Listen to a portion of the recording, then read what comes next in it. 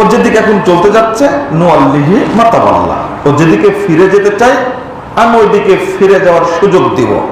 ওয়া নুসলিহি জাহান্নাম, এবং আমি তাকে জাহান্নামে আছাড় দেব। এটা আল্লাহর ভাষা। যদি এভাবে অনুবাদ করতে যাই অনেকগুলো আয়াত চলে আসবে। আল্লাহ বলছেন 36 নম্বর আয়াত সূরা আহজাবের, মা কানা লিমুমিনিন ওয়ালা মুমিনাতিন ইযা কাদাল্লাহু ওয়া রাসূলুহু আমরা আন ইয়াকুনা লাহুমুল খিয়ারাতু মিন আমরিহিম ওয়া মান ইয়াসিল্লাহু ওয়া রাসূলুহু ফাকাদ যাল্লা যালালাম মুবিনা। কোন মুমিন পুরুষ বা কোন মুমিন নারীর অধিকার নেই যখন আল্লাহ এবং আল্লাহ রাসূল যে ফয়সালা দিবেন তার উল্টাটা করা, অর্থাৎ তার ইখতিয়ার নাই যে আমি আল্লাহ এবং আল্লাহ রাসূলের বাহিরে গিয়ে কাজ করব। ওমান ইয়াসিল্লাহু ওয়া রাসূলুহু ফাকাদ দাল্লা দালালাম মুবিনা। যে ব্যক্তি আল্লাহ এবং আল্লাহ রাসূলের অবাধ্যতা করবে সে স্পষ্ট ভ্রষ্টতার মধ্যে, স্পষ্ট গুমরাহির মধ্যে পতিত হবে। তো আমরা যদি রাসূলুল্লাহ সাল্লাল্লাহু আলাইহি ওয়াসাল্লামের হাদিসকে অস্বীকার করি তাহলে আমরা মুমিন হব কিভাবে? আবার ইমানদার হিসাবে দাবি করব নিজেকে কি করে? বর্তমানে হাদিস অস্বীকারের কয়েকটা ধারা আছে। এক শ্রেণীর মানুষ বলছে শুধু কোরআন মানতে হবে, হাদিস মানা যাবে না, শুধু কোরআন মানবে তারা। এক, এরা হলো কাফের। এরা কি? কাফের। আমি এর আগে কয়েকটা বক্তব্য দিয়েছি, আমি এই আলোচনাটা করতেই থাকবো ইনশাআল্লাহ, কারণ খুব বড় বড় শ্রেণীর মধ্যে তারা আলাদা করে কোরআন ছাপাচ্ছে, নিজেদের মতো করে অনুবাদ করে প্রকাশ করছে। কোরআন রিসার্চ ফাউন্ডেশন নামে ফাউন্ডেশন করে কোরআনের বিকৃত অনুবাদ করছে। এরা শুধু কোরআন নিয়েই পড়ে আছে, মানে হাদিস তারা অস্বীকার করেছে সরাসরি। তো এরা সরাসরি কাফের। এরা যদি মারা যায় তাহলে তাদের জানাজায় অংশগ্রহণ করা যাবে না, এবং তাদেরকে মুসলিমদের গোরস্থানে দাফন করা যাবে না। এটা একটু আপনারা স্মরণ রাখবেন। কারণ যারা আল্লাহকে মানে, এরপরেও শিয়া যাদেরকে বলা হয়, শিয়া রাফেজি শিয়া, তাদের ব্যাপারে আলেমগণ বলে গেছেন যে তাদের জবেহ করা প্রাণী খাওয়া যাবে না। এক, দুই, তাদের পিছনে সালাত আদায় করলে ওই সালাতটা আবার পড়া লাগবে। তিন, অসুস্থ হলে দেখতে যাওয়া যাবে না। চার, মারা গেলে জানাজা যাওয়া যাবে না। পাঁচ, তাদেরকে মুসলিমদের গোরস্থানে দাফন করা যাবে না। যারা শিয়া রাফেজি বাংলাদেশে অনেক আছে, এরা এখন আবার নতুন নতুন শিয়া হচ্ছে। শিয়া হচ্ছে বলতে বোঝাচ্ছে মনে হচ্ছে সুন্নি, কিন্তু শিয়াদেরকে এত ভালোবাসে। এই যে কিছুদিন আগে প্রেসিডেন্ট ছিল আহমদিনেজাদ, তারপরে ছিল হাসান রুহানি, এরপরে আসছে রাইসি। তো মনে হয় যে আল্লাহর নবীর চেয়ে এদেরকেই বেশি ভালোবাসে। এরা শিয়া হয়ে গেছে সব, এরা স্পষ্ট শিয়া। এখানে আপনার কোনো সন্দেহ করার দরকার নাই। যারা শিয়াদেরকে মুসলিম মনে করে তারা মুসলমান না, এটা আর একটা ফতোয়া। কিন্তু ছোট ছোট করে বলি, যারা শিয়াদেরকে মুসলিম মনে করবে তারা মুসলিম না। কথা বোঝা গেছে? এই ছোট্ট কথাটা মনে রাখবেন। তাহলে শিয়াদেরকে কি মনে করতে হবে বলেন? কাফের। শেখ বিন বাজ রাহিমাহুল্লাহ 1998 সালে মারা গেছেন। অন্তত আজ থেকে 50 বছর আগে ফতোয়া দিয়েছেন, ওহুম কাফারাতুন, ইরানের শিয়ারা কাফের। যারা আশআরি, বাতেনি এবং আসরারি, তারা হলো কাফের। আমার একটা আলোচনা আছে শিয়াদের উপরে, ওটা আপনারা শুনে নেবেন। তো শিয়ারা তারা মারা গেলে, অসুস্থ হলে জানাজায় যাওয়া যাবে না, দেখতে যাওয়া যাবে না, দাফন করা যাবে না। অনুরূপ ভাবে যারা হাদিসকে অস্বীকার করে তারা কি কাফের, তারা স্পষ্ট। এখানেও শেখ বিন বাজ রাহিমাহুল্লাহ একটা জটিল ফতোয়া আছে, আমি শুধু একটু অনুবাদ করি, আপনারা একটু শোনেন। ফাহাদিহি তাইফাতু আল্লাতী তারা আন্না সুন্নাহ লা ইহতাজ্জু বিহা, এই দলটা যারা মনে করে আন্না সুন্নাহ লা ইহতাজ্জু বিহা জামি লা ইহতাজ্জু বিহা, মানে সুন্নাহ দ্বারা দলিল গ্রহণ করা যায় না, যেটা মনে করে এই দলটা তাইফাতুন কাফিরাতুন যাল্লাতুন। আবার বলি, তাইফাতুন কাফিরাতুন যাল্লাতুন, এই দলটা হলো কাফের এবং পথভ্রষ্ট, গুমরাহ। ফাল ওয়াজিবু আলা মান ইয়ারিফুহুম আন ইয়াহজুরাহুম, ওই ব্যক্তির উপরে ওয়াজিব যে তাদেরকে চিনে, যদি আমি তাদেরকে চিনি, আন ইয়াহজুরাহুম, শেখ বিন বাজ রাহিমাহুল্লাহ বলছেন সেজন্য তাদের থেকে বিরত থাকে, ওদের কাছে যেন না যায়। যারা আহলে কুরআন, যারা হাদিসকে অস্বীকার করে তাদের কাছে যাওয়া যাবে আন ইয়াহজুরাহুম।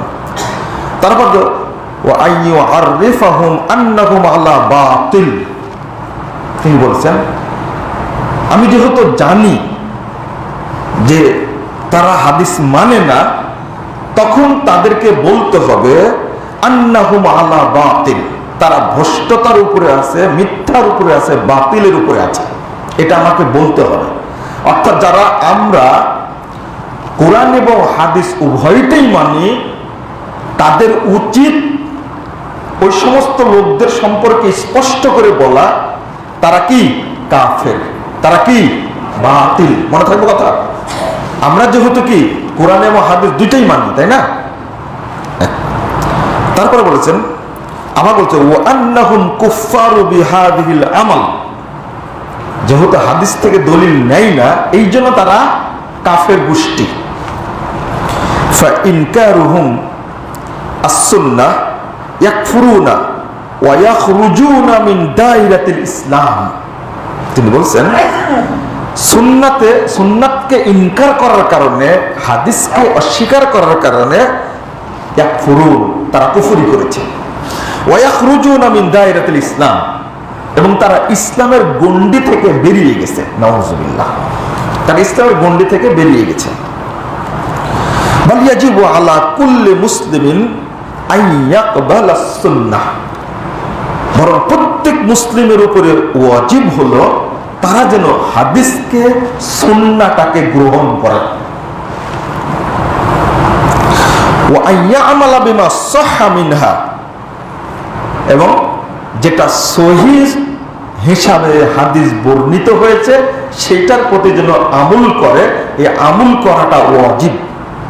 এটা শেখ বিন বাজ রাহিমাহুল্লাহর স্পষ্ট ফতোয়া। আমি আর অত দূরে যাচ্ছি না, আরো অনেকগুলো কথা আছে।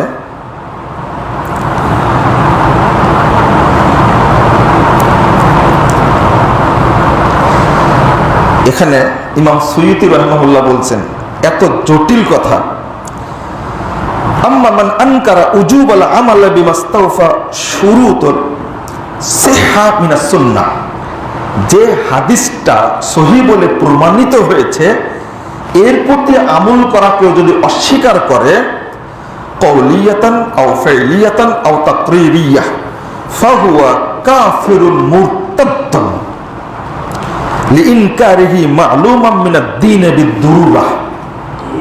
তিনি বলছেন আল্লাহর নবীর কথা, কর্ম বা সম্মতি, এই তিনটার কোনো একটিকে যদি কেউ অস্বীকার করে তাহলে সে কাফের, সে মুরতাদ।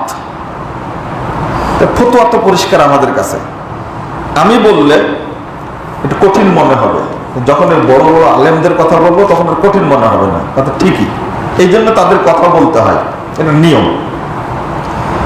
এটা হলো এক প্রকারের সরাসরি সব হাদিস অস্বীকার। দুই নম্বর প্রকার হলো যে দেখেন এরা আবার নতুন একটা বের করেছে, হ্যাঁ নতুন বের করেছে, একটা যুক্তি বের করেছে। যখন বলা হয় তাকে যে আচ্ছা ঠিক আছে, জোহরের সালাত পড়ার কথা হাদিসে আসছে, কোরআনে আসছে, কিন্তু কয় রাকাত সেটা তো আর আসেনি। আসছে কি কোরআনে? না, আসেনি। আসরের সালাত কয় রাকাত কোরআনে নাই, ফজরের সালাত কয় রাকাত কোরআনে নাই।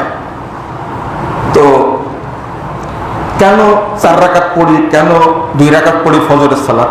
তখন ওরা যুক্তি বের করেছে, একটা নতুন, পারছে না তো নতুন যুক্তি বের করেছে, যেগুলো বিষয়ে কোরআনে বর্ণিত হয়েছে ওই সংক্রান্ত হাদিসগুলো মানা যাবে। আর একটা বদমাশি একটা আরো, কিন্তু এই ক্ষেত্রে আর অনেকগুলি দলিল আছে। দুর্ভাগ্য হলো যুক্তি বের করেছে, মানে কার্ল মার্কসের যে থিওরি, একটা উদাহরণ দিচ্ছি আপনাদের কাছে। কার্ল মার্কসের যে থিওরি, লেনিনের যে থিওরি, এই থিওরি বর্তমান পৃথিবীতে টিকবে না। এই জন্য চীন এটাকে, এই কমিউনিজমকে সংস্কার করেছে, যেহেতু ওইটা চলবে না, এটা নতুন করে সাজানো হয়েছে। আগে থেকে যেটা চলমান ছিল, তা হাদিসকে মানবে না, টোটালি মানবে না। যেহেতু এই কথা বলে পারা যাচ্ছে না, তো নতুন যুক্তি বের করেছে, ওই হাদিসগুলো মানা যাবে যেগুলোর ব্যাপারে কোরআনে আলোচনা এসেছে। যেহেতু কোরআনে সালাতের কথা আসছে, সুতরাং সালাত কিভাবে পড়তে হবে এই মর্মে যে হাদিসগুলো বর্ণিত হয়েছে সেগুলো মানা যাবে। এক মুনাফিক, এটা একটা মুনাফিক, এরাও কাফের। অন্যগুলো মানব না, শুধু কোরআনে যেগুলো যে বিষয়ে বর্ণিত হয়েছে সে ব্যাপারে যে হাদিস এসেছে সেগুলো মানব। এটা একটা প্রকার বের করে ফেলেছে। নাম্বার 3 নম্বরটা হলো, দেখুন হাদিস মানবে না এই জন্য যুক্তি, কোরআনের মধ্যে কোনো জাল জয়ীফ নাই, কিন্তু হাদিসে অনেক জাল জয়ীফ এগুলো আছে, এগুলো আমরা মানি না, এই জন্য আমরা হাদিস মানি না। এটা তার অজ্ঞতা। অজ্ঞতা বলতে বোঝাচ্ছে যে কোরআনে জাল জয়ীফ নাই, এইটা তুমি কিভাবে বললে? কোরআনে জাল জয়ীফ আছে মানে কি? হিসাব করলে হাদিসের চেয়ে কোরআনের নামে বেশি জাল কথা তৈরি করা হয়েছে। আপনারা বলবেন যে কিভাবে? হাদিসের চেয়ে তুলনামূলক, মানে সহিহ হাদিসের চেয়ে জাল হাদিস যত বর্ণিত হয়েছে, সেই তুলনায় কোরআনের নামে তার চেয়ে বেশি কোরআনের কথা বর্ণিত হয়েছে জাল। মানে শিয়াদের কাছে যে কোরআন আছে, এই কোরআনটা হলো 90 পারা, আর আমাদের কাছে যে কোরআন আছে সেটা কয় পারা? 30 পারা। তাহলে কয় পার্সেন্ট বেশি? লা হাওলা ওয়ালা কুওয়াতা ইল্লা বিল্লাহ। তাহলে 60% তারা বানাইছে, তৈরি করেছে কোরআন। এবার বলুন, হাদিসের নামে জাল হাদিস বেশি তৈরি হয়েছে না কোরআনের নামে জাল কোরআন বেশি তৈরি হয়েছে? কোথায় 30 পারা আর কোথায় 60 পারা? নাউযুবিল্লাহ, আস্তাগফিরুল্লাহ। তাহলে ওদের জ্ঞানের স্বল্পতা। শিয়াদের কাছে যে কোরআন আছে কয় পারা? 90 পারা। আমাদের কাছে যে কোরআন আছে কয় পারা? 30 পারা। রাসূল সাল্লাল্লাহু আলাইহি ওয়াসাল্লামের উপরে নাজিল হয়েছে কয় পারা?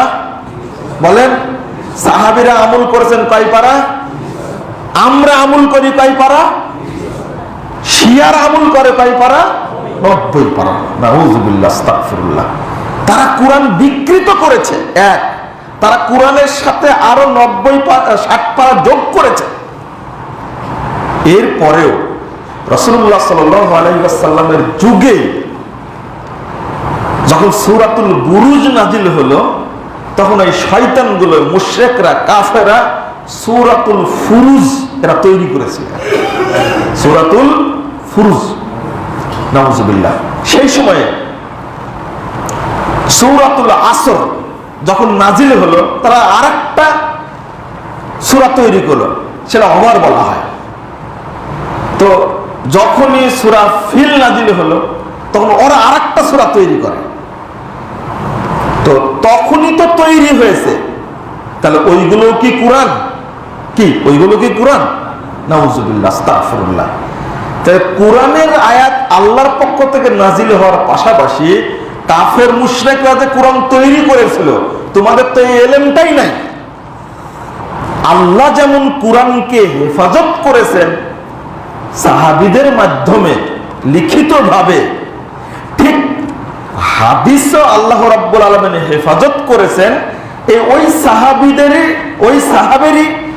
সাহাবাদের লিখনির মাধ্যমে। এখানে একটা প্রশ্ন, যে সাহাবীরা হাদিস সংকলন করেছেন ওই সাহাবীরাই কোরআন সংকলন করেছেন, তুমি কোরআনকে বিশ্বাস করো, হাদিসকে বিশ্বাস করো না কেন? কথা বুঝেননি? হাদিস কি সংকলন, কি কোরআন কি সংকলন আপনি করেছেন? কে করেছেন? সাহাবা কেরাম করেননি? হাদিস সংরক্ষণ সংকলন আপনি করেছেন? কারা করেছেন? সাহাবা কেরাম করেছেন। যারা কোরআন সংরক্ষণ করেছেন, তুমি তাদের কোরআনটা মানতে পারছো, ওরাই হাদিস সংরক্ষণ করেছেন, তোমরা হাদিস মানতে পারবে না কেন? এটা হলো একটা বদমাশি, ফাজলামি, এটা কাফের হওয়ার সূত্র মাত্র, এগুলো কিচ্ছু না। আল্লাহ দুইটাকে হেফাজত করবেন, ইন্না নাহনু নাযালনা যিকরা ওয়া ইন্না লাহু লাহাফিজুন। আল্লাহ নিজেই বলেছেন আমরা জিকির নাজিল করেছি এবং এই জিকিরকে হেফাজত করার দায়িত্ব নিয়েছি। আলহামদুলিল্লাহ। হাদিস হলো কোরআনের কি ব্যাখ্যা, হাদিস কি কোরআনের ব্যাখ্যা। একটা ছোট্ট সূত্র জেনে নেন আপনারা। আমরাও বলে থাকি, আলেমরা বলে থাকেন, একটা চরম ভুল কথা। সে কথাটা কি? সেটা হলো যে কোরআন দ্বারা আগে কোরআনের ব্যাখ্যা হবে, যদি কোরআনে ব্যাখ্যা না পাওয়া যায় তা হাদিস দ্বারা করতে হবে। কি কথা আমরা বলি যে কোরআন দ্বারা কোরআনের ব্যাখ্যা আগে করতে হবে, তারপরে হাদিস দ্বারা হাদিসের কোরআনের ব্যাখ্যা করতে হবে। এই যে কথাটা মুখে মুখে প্রচলিত আছে, আহলে হাদিস আলেমও অনেকেই বলে, নাউজুবিল্লাহ, এই কথা বলাটাই ভুল। কোরআনের ব্যাখ্যা হবে কি দ্বারা? হাদিস দ্বারা, সরাসরি উত্তর। কারণ হাদিস না বুঝলে কোরআন বোঝা যাবে না, এটাই হলো কথা। আর আল্লাহ এটাই বলছেন সূরা নাহল আপনার 42-43 নম্বর আয়াত, ওয়া আনজালনা ইলাইকা যিকরা লিতুবাইয়িনা লিন-নাস মা নুযিলা ইলাইহিম। আমরা জিকির নাজিল করেছি আপনার প্রতি, কেন নাজিল করেছে?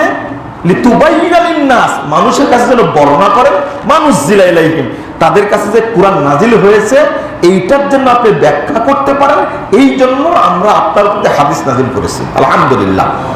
তাহলে এটা আল্লাহই বলে দিচ্ছেন। এখন আসুন আরো 2-3টা প্রকার, তার মধ্যে একটা হলো হাদিস মানা যাবে না, সুন্নাহ মানতে হবে। কি বলতে হবে? হাদিস মানা যাবে না, কি মানতে হবে? সুন্নাত মানতে হবে। এটাও একটা হাদিস অস্বীকার। বাংলাদেশে এই নতুন মতবাদ তৈরি হয়েছে, এর আগে ছিল না। কোরআনে হাদিস এবং সুন্নাতের মধ্যে পার্থক্য করে ফেলেছে, হাদিস এবং সুন্নাতের মধ্যে পার্থক্য করে ফেলেছে এবং বলছে আমরা সুন্নাত মানি, হাদিস মানি না। স্পষ্ট করে বলছে এইভাবে। হাদিস এবং সুন্নাতের মধ্যে পার্থক্য করা আরেকটা হাদিস অস্বীকারের একটা মূলনীতি। মানে ফাঁদ পাতা ছিল যে ইমামের উপরে দিয়ে ভর, বিসমিল্লাহি আল্লাহু আকবার, এই যে নীতি ছিল।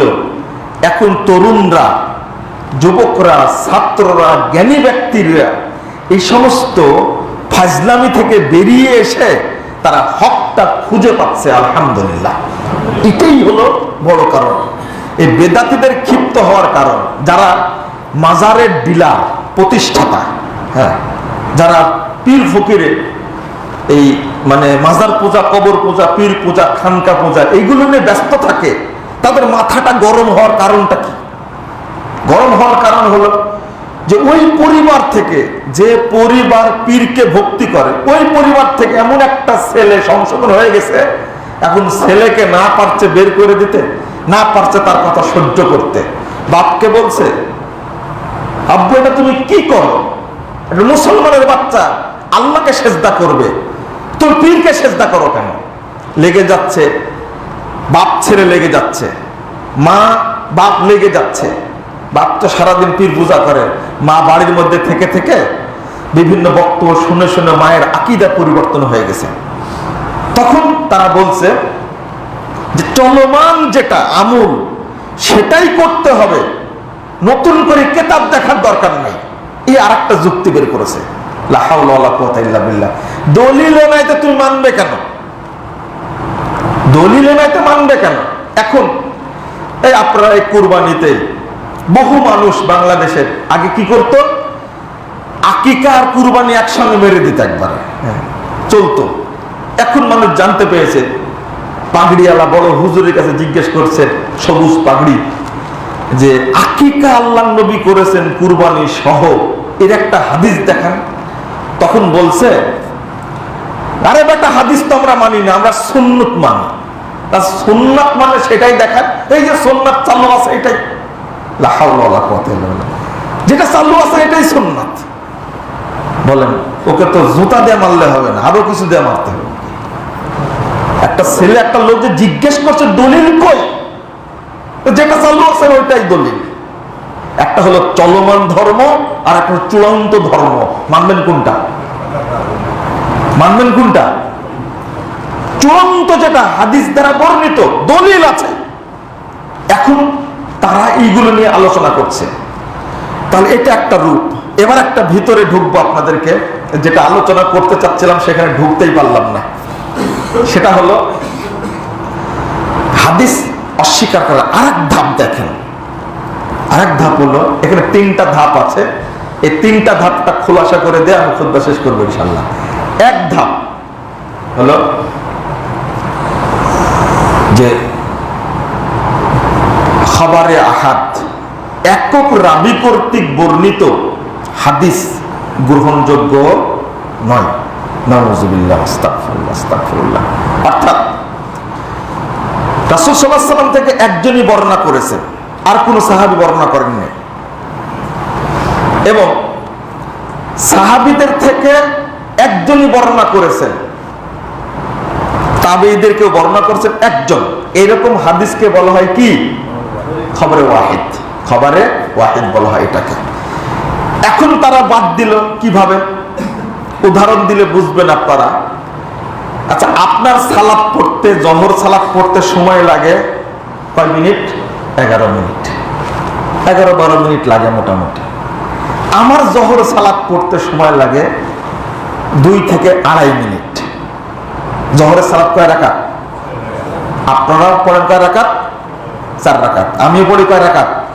4 রাকাত। আপনার সময় লাগে 10-11 মিনিট, 12 মিনিট। আমার 1.5 মিনিট, 2.5 মিনিট লাগে কেন? কারণ জানেন? কারণ হলো যে আপনি যে তাদিলে আরকান সহ আপনি বিভিন্ন মসজিদে যান আশেপাশের, দেখেন জোহরের সালাত এমন জোরে মারবে, আপনার সূরা কেরাত পড়া তো দূরের কথা, আপনি রুকু সেজদা তাসবিহ পড়ার সুযোগ হবে না। এত জোরে, মুরগির চেয়ে ঠকাঠক, কাকের চেয়ে ঠকাঠক মারবে একবার। হ্যাঁ, রুকু থেকে না দাঁড়াতেই সেজদায় চলে যাবে একবার। হয় না এরকম? প্রায় বাংলাদেশ সব মসজিদে। তাহলে কেউ ভুল ইবাদত করে ওরা? ইমাম তো ভালোই ছিল, সালাতে দাঁড়ালে ওর গায়ে আগুন ধরে কেন? বুঝলেন কথা? ইমাম শান্তশিষ্ট, কত ভদ্র, যখন আসে সালাতে দাঁড়ানোর পরে তো ব্যায়াম করা শুরু হয়ে যায়। কারণটা কি? এত তাড়াহুড়া করে কেন? মনে হচ্ছে গরম তেলের মধ্যে চুবানো হয়েছে, ঠাস ঠাস করে মার্চার উঠাচ্ছে। আর কি ভুল করে? এর কারণটা কি? কারণ আছে।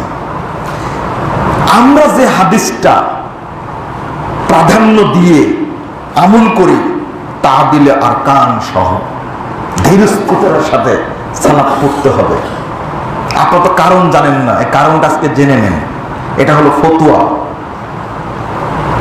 যেখানে আমাদের স্পষ্ট বক্তব্য রুকু শান্তভাবে না হলে, সেজদা শান্তভাবে না হলে, রুকু থেকে সুন্দর করে সোজা হয়ে মানে তৃপ্তির সাথে না দাঁড়ানো পর্যন্ত ওই সালাত হবে না। এই হাদিসটাকে তারা কুরবানি করেছে বহু আগে, মানে কুরবানি করে গোষ্ঠী শেষ করে দিয়েছে হাদিসটার। এই হাদিসের নাম হলো তাদিলে আরকান। অর্থাৎ সালাতের মধ্যে যে রুকুনগুলো আছে এগুলো ধীরে সুস্থের সাথে করা। বাদ দিল কি করে তারা? এটা 757 নম্বর হাদিস, সহিহ বুখারীর হাদিস 757 নম্বর।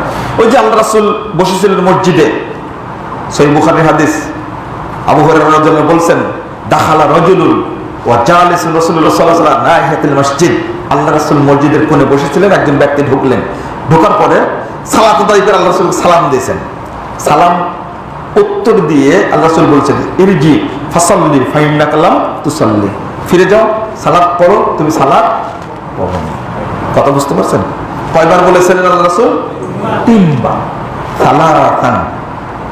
তারপরে বলেছেন যে আল্লাহর কসম, লা উহসিনু আলা হাদা, আল্লাহ রাসূল আমি এর চেয়ে সুন্দর করে আর সালাত পড়তে পারবো না। এই হাদিস দ্বারা প্রমাণিত হয় যে রুকু সেজদা ধীরস্থিরতার সাথে না করলে তার সালাত হবে না। আল্লাহ রাসূল এবার শিক্ষা দিলেন তাকে।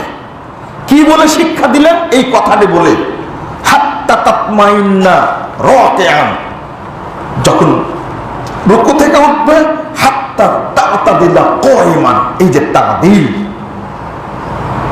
আরকান, তুমি যখন রুকুতে যাবা তখন রুকু যেন খুব সুন্দর হয়। তার আগের বক্তব্য হলো কাব্বির, তুমি তাকবীর দিবা, তারপরে সুম্মা ইকরা বিউম্মিল কুরআন, সূরা ফাতিহা পড়বা। অন্য হাদিসে আসছে যতটুকু তোমার ইচ্ছা ততটুকু কুরআন পড়বা, এর অর্থ হলো সূরা ফাতিহা। যেখানে এসেছে ফাকরা মা তায়াসসারা মিনাল কুরআন, যতটুকু ইচ্ছা ততটুকু তেলাওয়াত করে, অর্থ হলো সূরা ফাতিহা। এই হাদিস দ্বারা প্রমাণ করে। 859 নম্বর হাদিস আবু দাউদের মধ্যে এসেছে। শিক্ষা দিলেন এইভাবে, তুমি যখন সেজদা দাও হাত্তা তাতমাইন্না সাজিদান, সেজদাটা সুন্দর প্রশান্তির সাথে করো, যখন সেজদা থেকে উঠবে তখনও প্রশান্তির সাথে করো, বলে দিলেন। এটা 757 নম্বর হাদিস। এই হাদিস আমল করতে গিয়ে আলহামদুলিল্লাহ আহলে হাদিস ভাইয়েরা, সালাফি ভাইয়েরা, তারা সালাতটা ধীরস্থিরতার সাথে আদায় করার চেষ্টা করেন। আলহামদুলিল্লাহ, আলহামদুলিল্লাহ। কিন্তু তারা করে না কেন? কি কারণে করে না? সূরা হজ্জের একটা আয়াত নিয়ে এসেছে, নুরুল আনোয়ার 18 পৃষ্ঠা আলোচনা করতে গিয়ে হজ্জের আয়াতটা নিয়ে এসেছে। সেটা হলো আপনার ইয়া আইয়ুহাল্লাযীনা আমানু রুকউ ওয়াসজুদু ওয়া'বুদু, এই আয়াতটা। হে ঈমানদার কওমদল, তোমরা রুকু করো, সিজদা করো। তোমরা কি করো? রুকু করো, সিজদা করো। আল্লাহকে এখানে বললেন রুকুটা ভালো করে করো, সিজদাটা ভালো করে করো, বললেন কি আল্লাহ? না। এই জন্য রুকু আর সিজদা করার কথা বলেছে, কিন্তু তাদিলে আরকানের কথাটা বলা হয়নি এখানে। তাহলে ওই হাদিসটা কি? ওই হাদিসটা কি বলেন? বাদ। কুরআন বলছে রুকু করো, সিজদা করো। এই জন্য 2 সিজদার মাঝখানে যে দোয়া, আল্লাহুম্মা গফিরলি ওয়ারহামনি ওয়াহদিনি ওয়াজবুরনি ওয়াফিনি ওয়ারযুকনি, এই দোয়াটা বাংলাদেশ থেকে উঠে গেছে, ভাই কেউ পড়ে নাই দোয়াটা। কারণ এই যে ধীরস্থিরতার সাথে বসা, ধীরস্থিরতার সাথে এই দোয়াটা পড়া, এই জিনিসটা হাদিস দ্বারা প্রমাণিত হয়েছে। অর্থাৎ এই কোরআনে যেহেতু বলা হয়নি ধীরস্থিরতার কথা, অতএব এটা বাদ। এবারত লেখছে নুরুল আনোয়ার 18 পৃষ্ঠায়, লা ইয়াজুজু ইলহাকু তাদিলিল আরকান ওয়া হুয়া তামানিনা ফির রুকুই ওয়াস সুজুদে ওয়াল কওমাতে বাদার রুকু ওয়াল জিলসাতে বাইনা সাজদাতাইন বিআমরির রুকুই ওয়াস সুজুদ। লা ইয়াজুযু ইলহাকু তা'দিলিল আরকান ফির রুকুই ওয়াস সুজুদ, সিজদাতে এবং রুকুতে তা'দিলে আরকান করা জায়েজ নয়। লা হাওলা ওয়ালা কুওয়াতা ইল্লা বিল্লাহ, নাউযুবিল্লাহ, বলেন নাউযুবিল্লাহ, জায়েজ নয়। ওয়া বাদাল কওম ওয়াল কওমাত বাদার রুকু, এবং রুকু থেকে উঠার পরে যে দাঁড়ায়, এই দাঁড়িয়ে জায়েজ নাই। ওয়া বাইনাস ওয়াল জিলসাতে বাইনাস সাজদাতাইন, এবং দুই সিজদার মাঝখানে বসার পরেও তা'দিলে আরকান করা যাবে না। কারণ হলো আল্লাহ শুধু রুকু করতে বলেছেন, সিজদা করতে বলেছেন।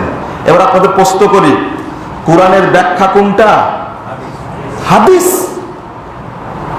মুহাম্মদ সাল্লাল্লাহু আলাইহি ওয়াসাল্লাম যেখানে বললেন একজন সাহাবীকে মসজিদে নববীতে, একজন সাহাবী রাসূলের যুগে সালাত পড়লেন 3 বার, আল্লাহ নবী বললেন ইরজি ফাইন্নাকা লাম তুসাল্লি, তুমি ফিরে যাও, সালাত পড়ো। তুমি সালাত পড়োইনি, তুমি সালাত পড়োনি মানে ওর জীবনেও সালাত হয়নি, সালাত পড়েনি কোনোদিন।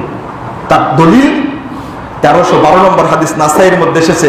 হুযায়ফা রাদিয়াল্লাহু আনহু একজন ব্যক্তিকে সালাত পড়তে জিজ্ঞেস করছেন, কাম তুসাল্লি হাযিহিস সালাত, এই তুমি এইভাবে সালাত পড়ছো কত বছর যাবত, বলো তো কত বছর যাবত সালাত পড়ছো এইভাবে?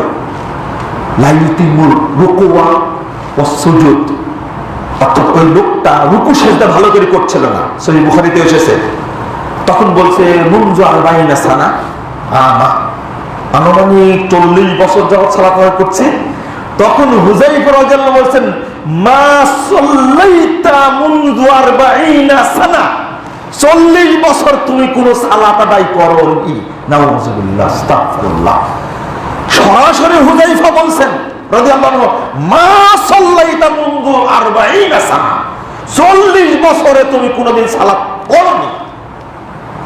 লাউ মুত্তা হাদিহি সালাহ মুত্তা আলা গায়রি ফিতরাতি মুহাম্মাদিন সাল্লাল্লাহু আলাইহি ওয়াসাল্লাম, তুমি যদি এইভাবে সালাত পড়তে পড়তে মারা যাও তাহলে তুমি বেদিন হয়ে মারা যাবা, মুহাম্মাদের দ্বীনের উপরে মরতে পারবে না। যে হাদিসের কারণে আল্লাহ নবী বললেন তোমার সালাত হয়নি, ওই হাদিসটাকে বাদ দিয়ে দিছি। বাদ দেওয়ার আরেকটা কারণ হলো আবু হুরায়রা রাদিয়াল্লাহু আনহু তিনি ফকিহ সাহাবী না, তিনি ফকিহ সাহাবী না, আনাস ফকিহ সাহাবী না। পেশাব করে কুলুপ নেওয়ার ফতোয়া খুঁজো, আর আবু হুরায়রা আর আনাস রাদিয়াল্লাহু আনহুর মতন এত বিশাল বড় পণ্ডিত সাহাবীকে বলো তুমি এরা ফকিহ সাহাবী না। নাউযুবিল্লাহ, আস্তাগফিরুল্লাহ। এটাও একটা সাহাবীদের প্রতি অপবাদ, মিথ্যা অপবাদ। এটা একটা। বন্ধুরা, আবার আমি কথা গুটিয়ে নিয়ে আসতে পারলাম না। খাবারে ওয়াহিদ, একক রাবি কর্তৃক হাদিস গ্রহণ করো না, কিন্তু ঠিকই তো ইন্নামাল আমাল বিন্নিয়াত, এই হাদিসটা সহিহ বুখারীর প্রথম হাদিস। এই হাদিস দ্বারা যত জগতের নিয়াত আছে সব নিয়াত তৈরি করেছে। এটা শরমও লাগে না, লজ্জাও লাগে না। শুধু পায়খানা যাওয়ার নিয়াত তৈরি করেনি, জহরের এক নিয়াত, আসরের এক নিয়াত, মাগরিবের এক নিয়াত, ফজরের এক নিয়াত, সুন্নাতের এক নিয়াত, বেতের এক নিয়াত, তারপর তারাবির এক নিয়াত, তাহাজ্জুদের এক নিয়াত, ঈদের এক নিয়াত, জানাজার এক নিয়াত। নিয়াত করতে করতে সিয়ামের নিয়াত, হজ্জের নিয়াত তৈরি করতে করতে শরীয়তের 12টা বাজাইছে। দলিল কোনটা? ইন্নামাল আমাল বিন্নিয়াহ। সমস্ত আমল নির্ভর করে কিসের উপরে? অথচ এই হাদিসটাই হলো খবরে আহাদ। এই হাদিসটাই হলো খবরে আহাদ। যাতে মাতাল তাহলে ঠিক। দুর্ভাগ্য, এটা আমাদের জন্য খুবই দুর্ভাগ্য। এটা তো সাধারণ মানুষ বুঝে না। এই যে আলোচনাগুলো করলাম আপনাদের সামনে, প্রথম একটা হয়তো বুঝেছেন, পরেরটুকু কি বুঝলেন? বুঝার মতো না। এই আলোচনাগুলো আলেমদের জানার জন্য যেভাবে মানুষকে পথভ্রষ্ট করেছে, আলহামদুলিল্লাহ বহু ছাত্র, বহু আলেম, তাদেরকে বলি যে আপনারা শাহুলুল্লাহ মুহাদ্দিস দেহলভী রাহিমাহুল্লাহ তার হুজ্জাতুল্লাহিল বালেগা খুলেন। তিনি যেভাবে মানে কথা বলেছেন, খবরে আহাদ এর প্রকার করেছে, মানে আকীদার ক্ষেত্রে খবরে আহাদ জায়েজ নয়, আস্তাগফিরুল্লাহ, নাউযুবিল্লাহ। ইন্নামাল আমালু বিন্নিয়াত, এটা কি আকীদা না? এটা তো আকীদা। 56টি হাদিস আসছে, সেটা আলবানী রাহিমাহুল্লাহ বের করেছেন। সেগুলো প্রতি আমল করে, আর মুখে বলে খবরে আহাদ আমরা মানি না। মূলত সমস্যাটা কোন জায়গায়? যখন হাদিসটা মাযহাব বিরোধী হয় তখন বলে আমরা হাদিস মানব না। লা হাওলা ওয়ালা কুওয়াতা ইল্লা বিল্লাহ। কথা বুঝাতে পারলাম? সমস্যাটা কোন জায়গায়? যখন দেখা যায় হাদিসটা কি বিরোধী হয়? মাযহাব বিরোধী হচ্ছে। সে শাফি মাযহাব হোক, হানাফি মাযহাব হোক, হাম্বলি মাযহাব হোক, মালিকি মাযহাব হোক, যে মাযহাবই হোক না কেন, যখন এই হাদিসটা মাযহাব বিরোধী হচ্ছে তখন মাযহাবের উপরে কায়েম থাকবে, হাদিসকে বর্জন করবে। এটা হলো আসল কথা। আল্লাহ আমাদেরকে যথাযথভাবে হাদিস এবং সুন্নাতের উপরে আমল করার তৌফিক দান করুন, আমিন। আল্লাহ আমাদের সার্বিক জীবনে কোরআন এবং সহিহ হাদিসের উপরে আমল করার তৌফিক দান করুন, আমিন ইয়া রাব্বাল আলামিন। আল্লাহ রাব্বুল আলামিন আমাদেরকে যেন বেশি বেশি সুন্নাতের প্রতি মহব্বত সৃষ্টি করে দেন এবং সুন্নাতকে প্রচার করার তৌফিক দান করেন, আমিন ইয়া রাব্বাল আলামিন। আকুলু কাওলি হাযা আস্তাগফিরুল্লাহ লি ওয়া লাকুম ওয়া লিসাইরিল মুসলিমিন।